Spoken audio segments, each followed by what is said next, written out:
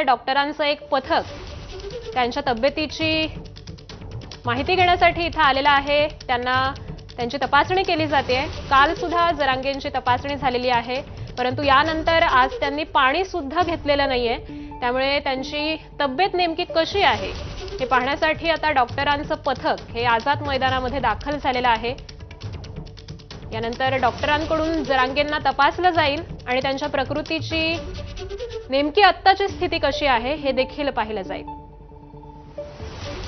आणि या संदर्भातले अधिकचे अपडेट्स जाणून घेऊयात आपले प्रतिनिधी कृष्णा केंडे यांच्याकडून। कृष्णा, जे त्या डॉक्टरांचं पथक आणि अजय चंदनवाले डॉक्टर हे या ठिकाणी आलेले आहेत। त्यांनी तपासणी संदर्भात तपासणी करू द्यावी या संदर्भात जरांगे यांच्याशी बोलण्याचा प्रयत्न केला, मात्र त्यांनी प्रतिसाद दिला नाही। त्यानंतर छत्रपती संभाजीनगरचे डॉक्टर म्हणजे ज्या हॉस्पिटलमध्ये ते ॲडमिट असतात त्या हॉस्पिटलचे डॉक्टर विजय चावरे यांनी देखील त्यांना विनंती केली आहे की तपासणी करू द्यावी, मात्र त्यांना देखील प्रतिसाद दिलेला नाही। डॉक्टर अजय चंदनवाले यांनी 2 वेळा त्यांना विचारलं की आम्हाला तुम्हाला तपासणी करायची आहे, मात्र त्या संदर्भात प्रतिसाद त्यांनी दिलेला नाही। त्यांच्यासोबत असलेले काही कार्यकर्ते हे देखील त्यांना विनंती करत आहेत की तपासणी करू द्यावी, कारण की आज सकाळपासून त्यांनी पाणी देखील सोडलेलं आहे। उपोषणाचा आजचा 4था दिवस आहे।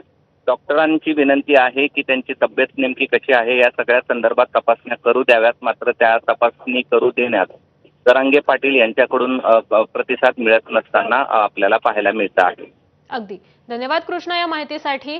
तर ही दृश्य आपण पाहतोय, डॉक्टरांचं पथक हे आझाद मैदानामध्ये दाखल झालेलं आहे।